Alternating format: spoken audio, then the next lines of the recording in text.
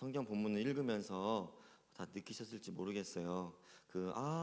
하시는 그런 이제 그 노래를 들으면서 음향인가요? 음향과 함께서 들으니까 그냥 보기만 했는데도 막 은혜가 되는 것 같습니다.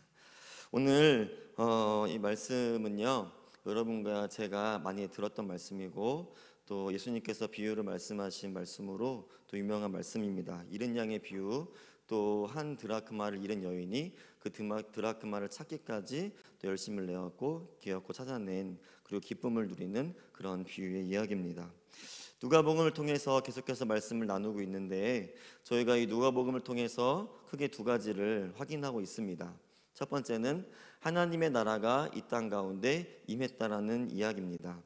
예수님이 이 땅에 오심으로 인해서 하나님의 나라가 이 땅에 임했고, 하나님의 나라가 아직 완성되진 않았으나 예수님이 심판주로 오시는 그날 완성되겠지만, 그럼에도 불구하고 하나님의 나라는 우리에게 임했고 우리 안에 임했고 우리의 삶에 임하는 줄로 믿습니다.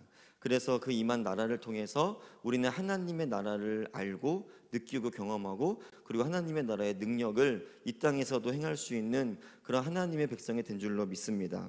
그리고 두 번째는 하나님의 나라가 이 땅에 임하시면서 하나님 인자가 오셨는데, 바로 예수 그리스도는 모든 사람들, 모든 인류를 구원하시는 구원자가 되신다는 사실입니다.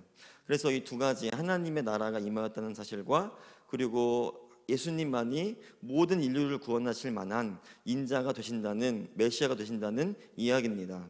그래서 오늘도 마찬가지로 이 두 가지의 확실한 누가복음의 증거를 가지고 말씀에 들어가면 우리가 조금 더 하나님의 말씀을 잘 깨달을 수 있게 될 것으로 믿습니다. 하나님이 이 땅에 신음소리를 들으셨습니다.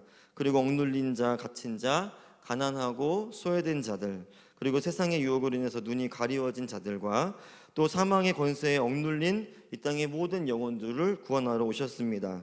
믿으십니까? 네, 이런 자들을 구원하러 오셨죠. 이 본문은 복음의 핵심이라고도 얘기하고, 예수님이 말씀하신 이 비유가 이 성경 전체를 집약해 놓은 것 같은 쉬운 이야기로 되어 있습니다. 오늘 읽진 않았지만 돌아온 탕자라는 그 이제 하반절에 나오는 15장 하반절에 나오는 세 번째 비유가 있는데, 돌아온 탕자의 비유를 아시죠?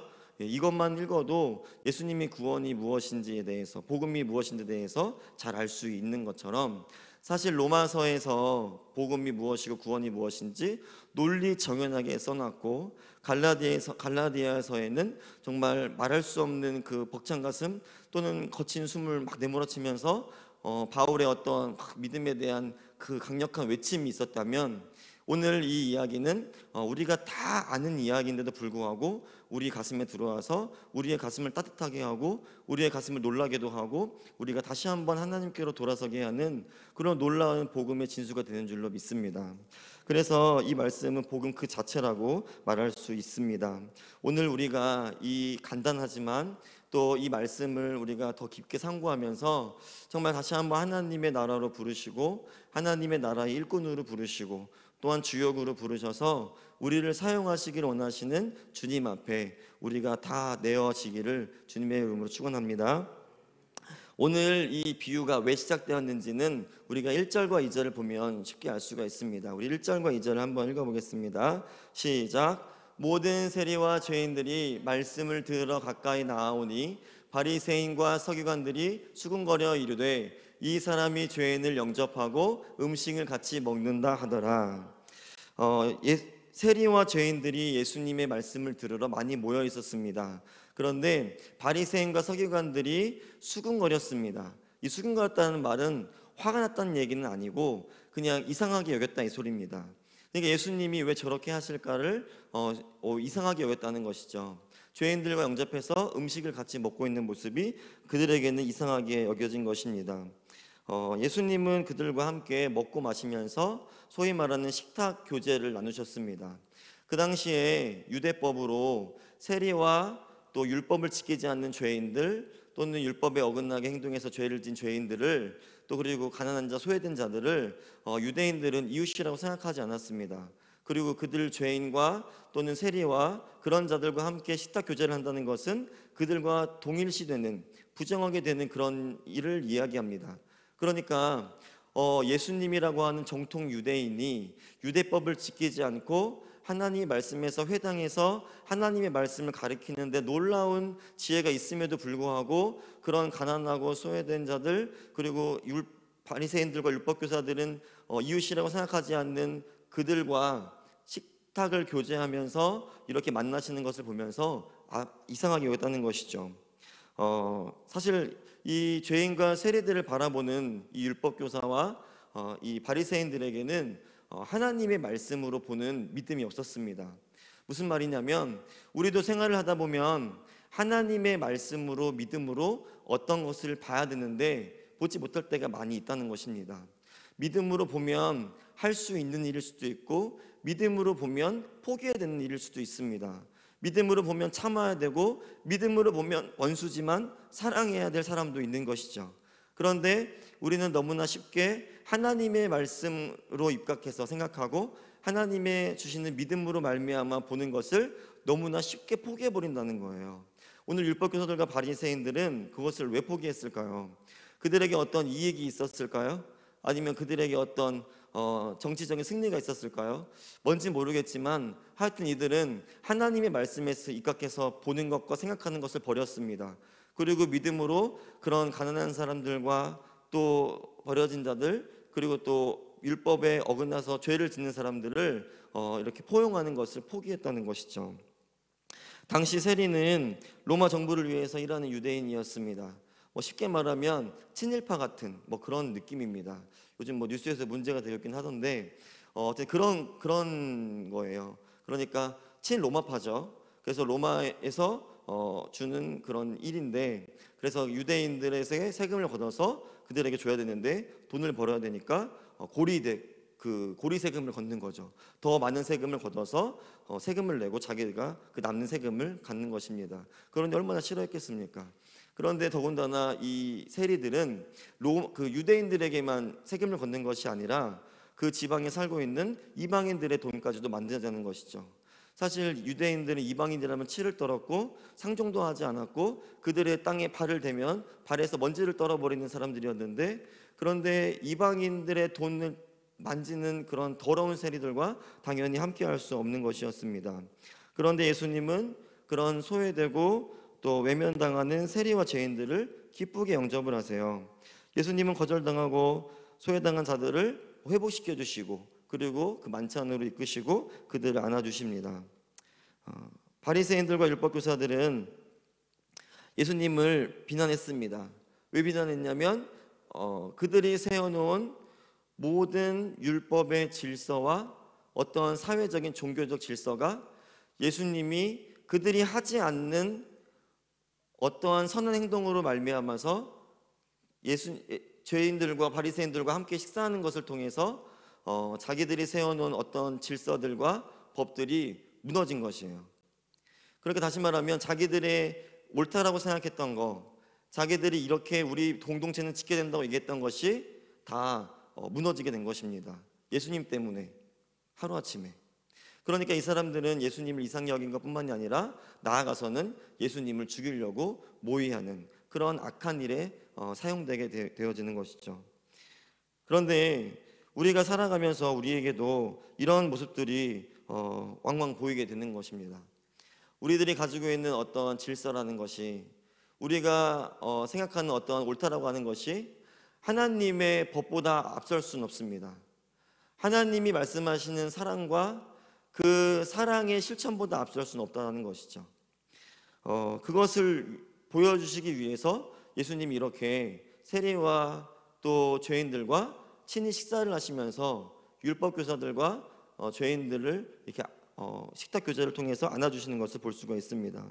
우리는 그것을 통해서 정말 바리새인들과 율법교사들마저도 그들이 가지고 있는 기득권과 옳다고 하는 자기들의 알량한 자존심들을 다 주님의 앞에 무너뜨리고, 그리고 오로지 다시 예수님께로 다시 구원을 주시는 하나님의 말씀으로 다시 나아가야 되는 하나님의 자비로우신 초청이 이들에게 있었다는 것입니다.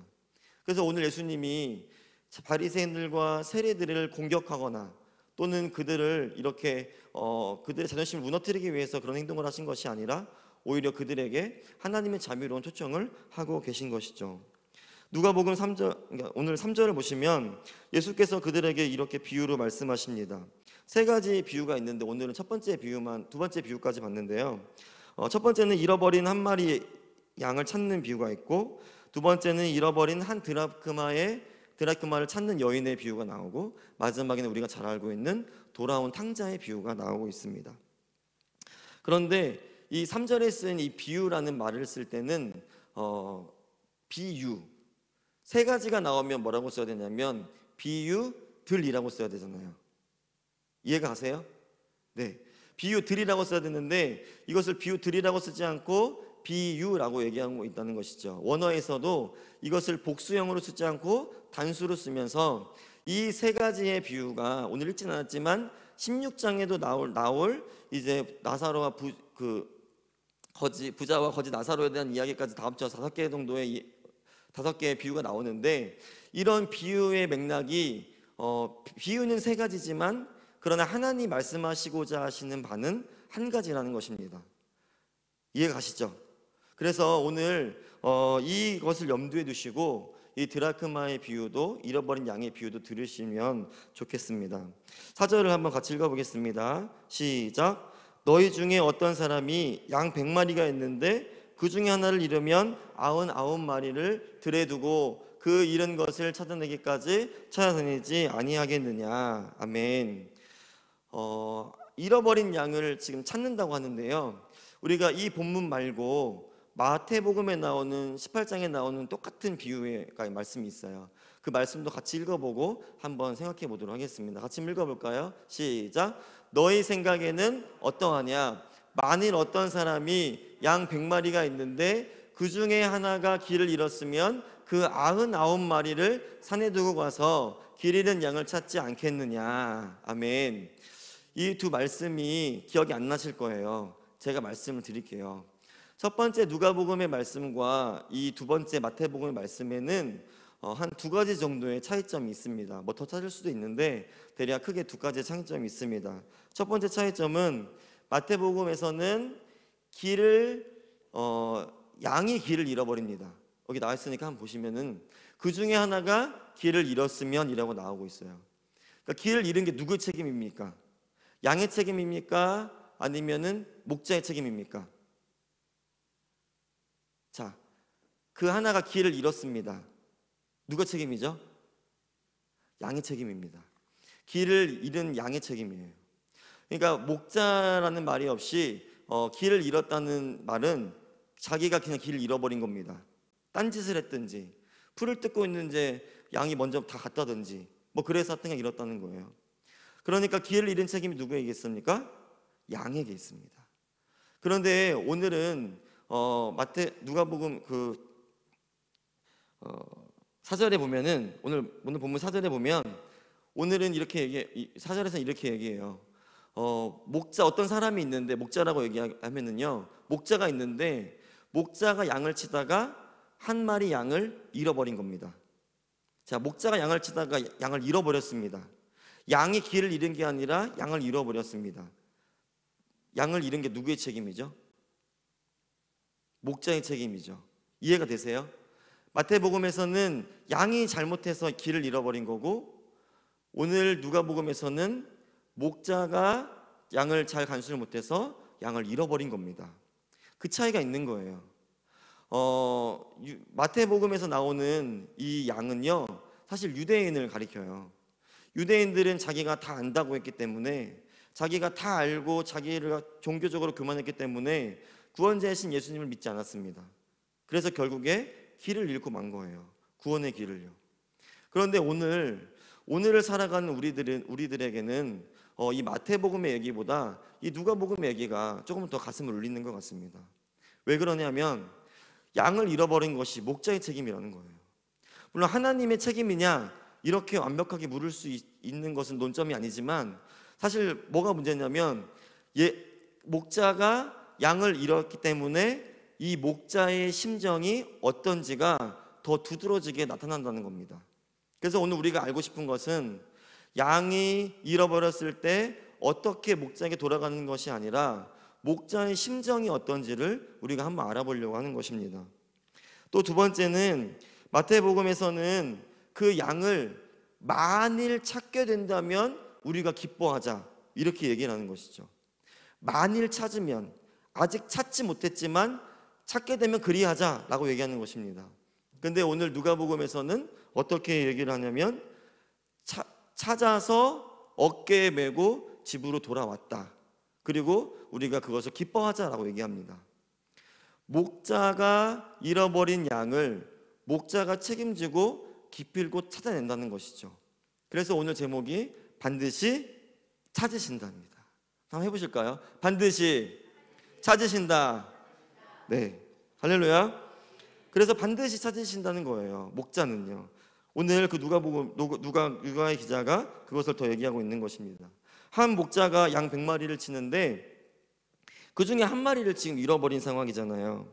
99마리들을 둘에 두고 그 잃어버린 한 마리 양을 찾기 위해서 이 목자가 떠납니다. 그런데 언제까지 그 양을 찾기 시작하냐면 그 양을 찾아내기까지 찾아낸다는 거예요.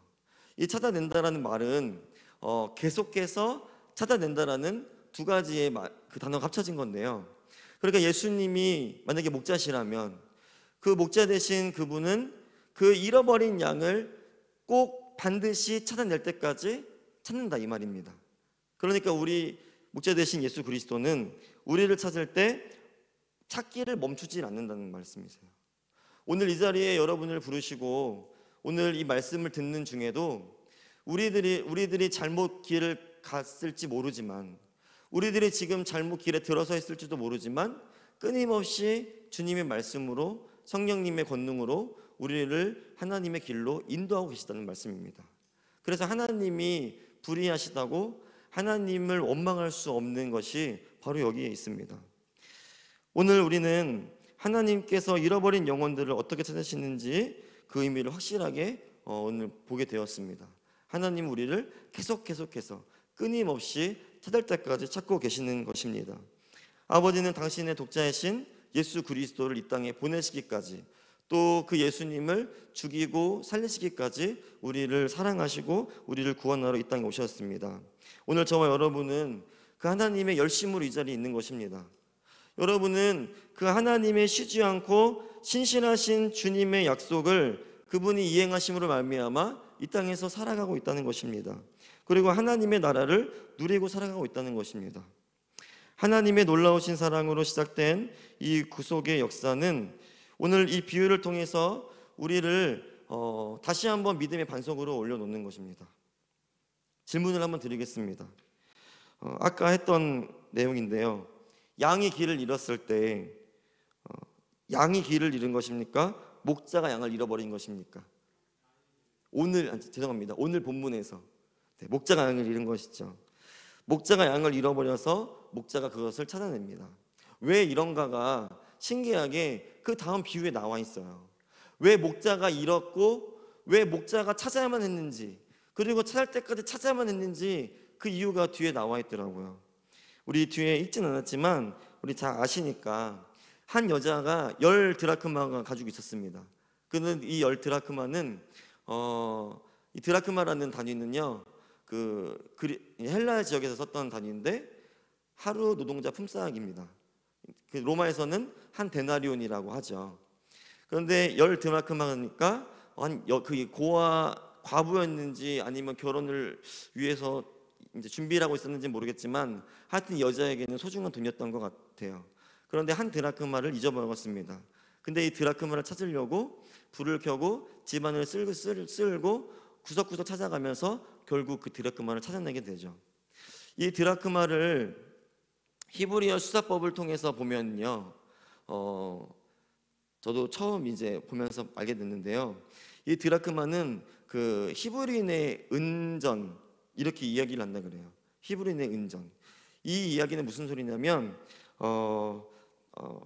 무생물인 드라크마, 무생물이죠, 드라크마가. 그런데 이 드라크마를 그 히브리인의 은전, 이 뜻을 어떻게 번역하냐면 사라진 사람이라고 이야기를 한대요. 그러니까 한 드라크마는 사물이에요. 사물은 절대로 스스로 주인을 찾아올 수 없습니다. 그렇죠? 여러분이 무엇을 잃어버렸는데 여러분이 잃어버린 것이 알아서 찾아오던가요? 찾아올 수 없잖아요. 그런 것처럼 이 잃어버린 드라크마는 절대로 주인을 스스로 찾아올 수 없습니다. 그리고 또 한 가지, 히브리어의 수사법 표현으로 봤을 때 이 사라진 사람이라고 표현되는 이 은전 한 입은 사라져 있는 사람, 꼭 찾아야만 하는 사람을 이야기하는 것입니다. 그러니까 두 가지를 다 포함하는 거예요. 여러분, 사람이 없어지면 찾잖아요. 그런데 두 가지를 다 얘기하는 거죠. 절대로 혼자서는 돌아올 수 없는 물건, 또 그것은 사라진 사람, 잃어버린 사람. 그러니까 이 목자가 한 양을 잃어버리듯이 이 여인이 한 드라크마를 잃어버렸다면 이 드라크마를 찾기 위해서는 이 잃어버린 주인이 그 드라크마를 꼭 찾으러 나서야 된다는 것입니다. 우리가 우리 주변에 있는 잃어버린 영혼들을 위해서 나서지 않으면 절대로 구원될 수 없다는 것을 반증하기도 해요. 율법 교사들과 바리새인들은 말씀을 많이 알고 있었지만 그들은 오히려 영혼을 죽이고 다 지옥으로 보내는 사람들이었습니다. 그런데 예수님은 살리는 사람이었습니다. 생명을 주시는 분이었습니다. 할렐루야. 그래서 오늘 이 드라크마의 비유를 통해서 그 잃어버린 양을 찾을 수밖에 없는 이유에 대해서 말씀을 하고 계신 것이죠. 그러면서 다시 구원에 대해서 말씀을 하십니다. 우리가 구원에 생각할 때 가끔 이렇게 생각할 때가 있는 것 같아요. 믿음으로 구원을 받는다. 네, 맞는 얘기입니다.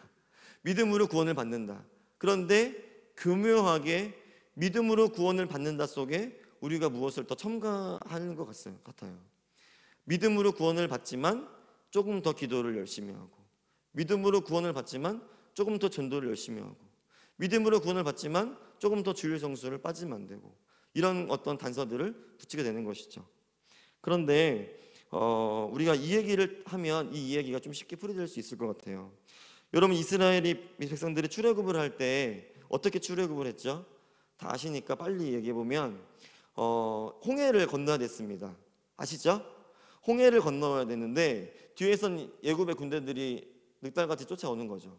그런데 그 건너야 되는 그 상황에서 하나님이 이렇게 백성들에게 말씀하셨나요? 너희들에게 십계명을 주겠다. 그러니 너희들은 이제부터 이 십계명을 잘 지켜야 된다. 이 십계명을 지키지 않으면 이 바다를 건너지 못할 것이다. 그렇게 말씀하지 않으셨죠? 어떻게 하셨죠? 너희는 가만히 있어 나의 영광된 것을 볼 것이다. 그리고 모세가 기도를 합니다. 그리고 바다에 기도를 하니까 어떻게 되죠? 한 번도 일어나지 않았던 홍해가 바다 갈라지는 역사상 전후무한 역사가 일어나게 되는 것이죠. 하나님은 그렇게 이스라엘 백성들을 구원해 주셨습니다. 그리고 나서 3개월이 흘렀습니다. 그리고 시내산에 도착한 백성들에게 하나님이 무엇을 주셨냐면 율법을 주셨습니다. 율법은 지키는 것입니다. 반드시 지켜야 되는 것입니다. 그런데 율법을 언제 주셨죠? 물에 빠진 사람한테 이거 하면 구원해 주신다고 하셨나요? 구원해 주시고 구원해 놓으시고 율법을 주신 것입니다. 여러분, 아들이 물에 빠졌다고 생각해 보십시오. 너 거기에 왜 빠졌어? 다시 거기에 빠지면 내가 물에 들어가면 빠진다고 몇 번이나 얘기했는데 자꾸 거기를 또 들어가? 여러분, 이렇게 말하고 그 다음에 네, 다음부터 안 그러겠습니다. 그러면 그 아이를 구해주는 부모가 있을까요? 부모가 없겠죠. 그건 부모가 아니겠죠. 마찬가지입니다. 하나님의 구원은 율법으로 이루어지지 않았습니다. 하나님의 구원은 그분의 열심과 그분의 사랑과 그분의 주권에 있습니다. 하나님은 그분이 생각하신 마음대로 그분이 우리를 그 마음속으로 너무나 사랑하신 나머지 우리를 먼저 구원해 주셨습니다. 어려울 수 있지만 우리 웨슬리의 구원의 순서가 있는데요. 웨슬리 목사님은 구원의 순서를 이렇게 봤어요. 근데 다른 장로교나 다른 교파도 대동소이하니까 그냥 뭐 이단이야 이렇게 생각하지 마시고 잘 들으시면 되겠습니다. 우리가 예수님을 알 수 없습니다. 그래서 예수님은 모든 사람에게 보편적으로 모든 사람들에게 선행의 은혜라는 은혜를 주셨습니다. 이것은 마음의 거리낌과 같은 거예요. 양심 같은 거예요. 누구나 잘못을 하고 또 어려움에 빠지거나 또 자기가 힘들어지면 누군가 도움을 자를 찾게 되고 내가 잘못했다는 걸 알게 되고 내가 부족하고 내가 죄인이라는 걸 알게 되는 그런 장치입니다. 그런데 그 장치가 무너지게 되면 그 양심을 돌이라고도 하고 화인 맞은 양심이라고도 합니다. 그런데 이 하나님이 주신 은혜가 있어야지만 우리가 회개할 수 있습니다. 이게 바로 선행의 은혜입니다. 그게 구원의 첫 단계입니다. 구원의 첫 단계를 봐도 내가 믿음이 있어서 하나님을 찾은 적이 없습니다. 하나님이 나에게 은혜를 주시고 나를 구원하여 주시기로 작정하셔서 그 은혜가 발동하여 내가 하나님 앞에 잘못한 줄 알고 그때 나의 모든 것을 내려놓고 주님께 회개합니다. 그러면 그때 순간적으로 회개와 동시에 나에게 믿음도 주시고 나에게 은혜도 주십니다. 이것이 너무나 빠른 시간에 일어나서 우리는 이것을 어떤 사람은 회개가 먼저다, 어떤 사람은 믿음이 먼저다 이렇게 가불능박을 하지만 그러나 이것은 너무나 극히 하나님의 관점에서 일어나는 거기 때문에 우리가 판단할 수 있는 순서는 아닙니다. 그러나 하나님은 먼저 선행의 은혜를 주셔서 우리를 당신께로 이끌고 있다는 것을 부인할 수 없다는 것이죠.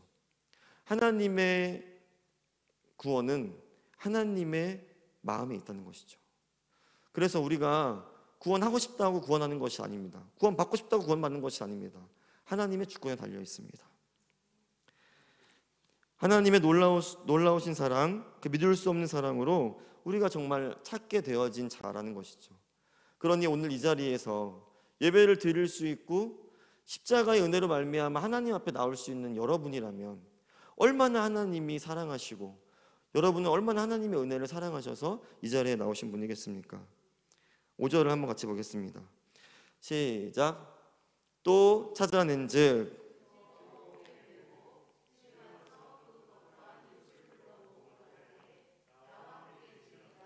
나의 잃은 양을 찾아내었노라 하리라. 아멘. 찾아내고 어깨에 메고 집으로 와서 잔치를 배설하고 있습니다. 목자는 잃어버린 양 한 마리를 찾으러 나갔습니다. 그런데 우리가 질문이 있잖아요. 어떤 질문이요?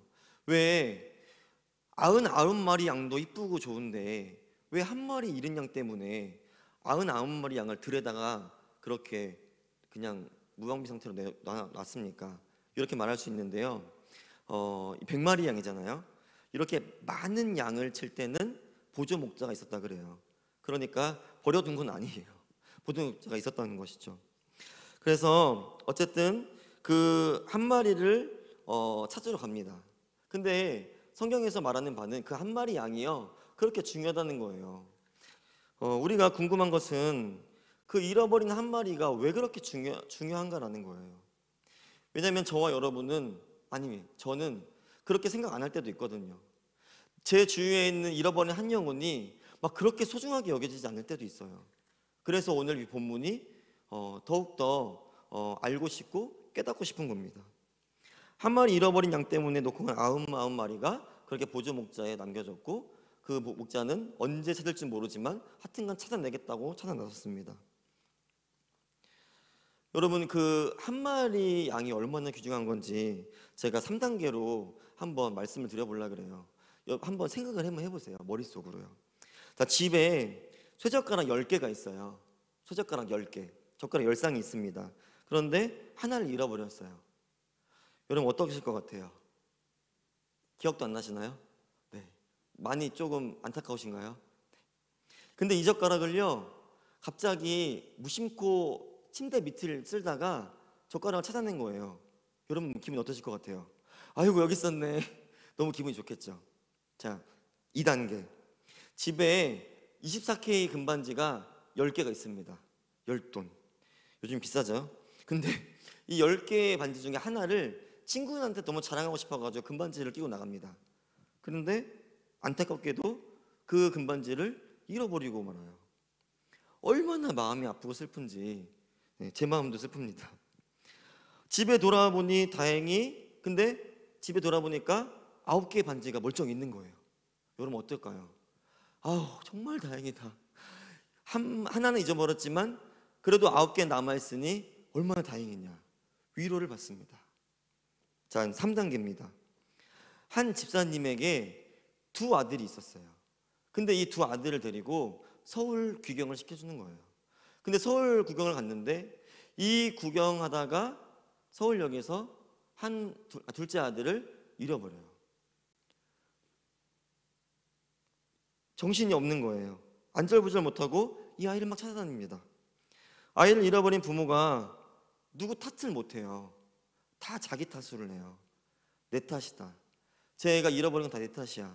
난 죽일 그거야. 이렇게 막 얘기를 하는 거죠. 부모는 자기 탓을 하죠.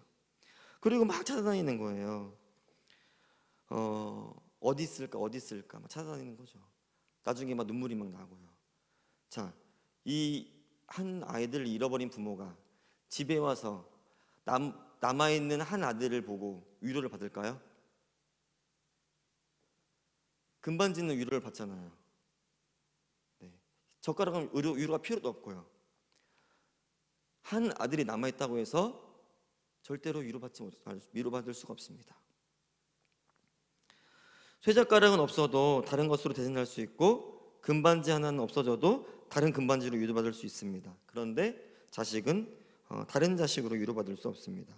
반드시 찾아야 합니다. 찾지 못하면 절대로 기쁨을 누릴 수가 없는 것이죠. 오늘 세 번째 비유에는 바로 그 비유가 나옵니다. 이 이야기는 실제로 한 집사님이 있었던 이야기인데요. 너무너무 절절하게 이야기를 하시더라고요. 우리는 마찬가지잖아요. 근데 하나님 아버지 마음이 이렇다는 얘기를 하시는 거예요. 예수님께서 한 아이를 잃어버렸는데 한 아이로 위로받을 수 없고, 그리고 그 한 아들 때문에 그 잃어버린 아들을 찾지 못했는데 기뻐할 수 없다는 겁니다. 잔치를 벌일 수 없다는 겁니다. 옛날에 그런 말이 있죠. 부모는 땅에 묻고 자녀는 가슴에 묻는다. 부모가 잃어버린 자녀를 찾는 기쁨을 무엇으로 설명할 수가 있겠습니까?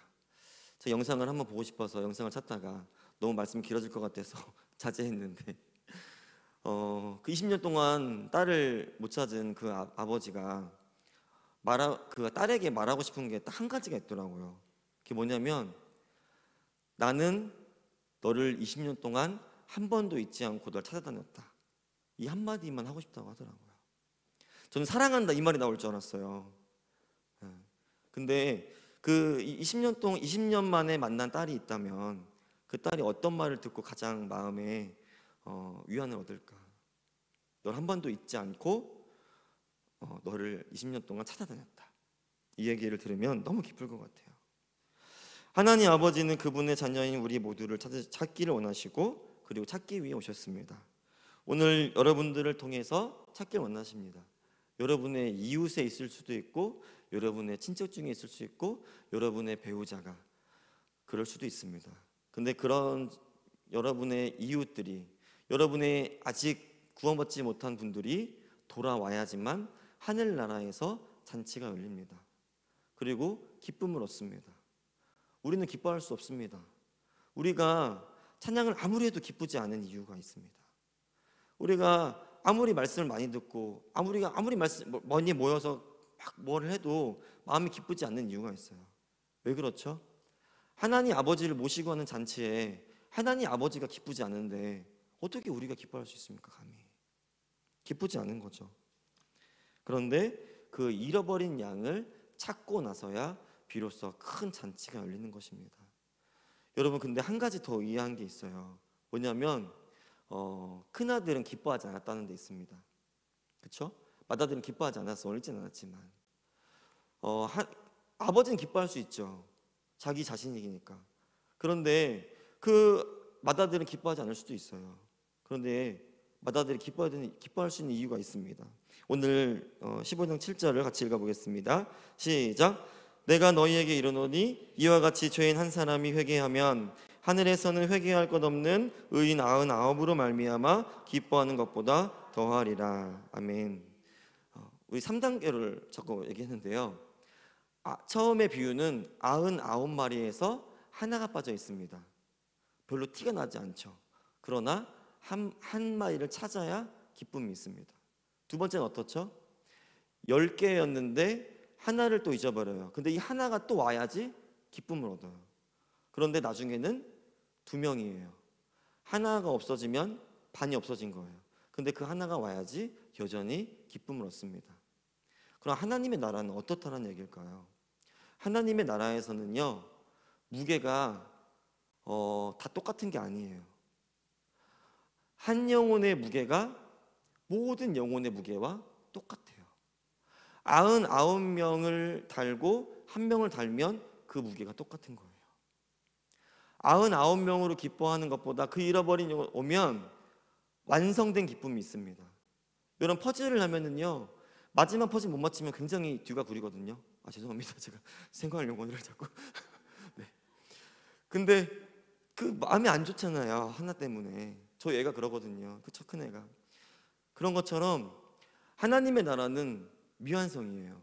왜 미완성이죠? 잃어버린 영혼을 더 찾아야 되기 때문이죠. 여러분의 자녀 중에서, 여러분의 가족 중에서, 또 우리 이웃 중에서, 세상 모든 열방 중에서 찾아야 되기 때문이에요.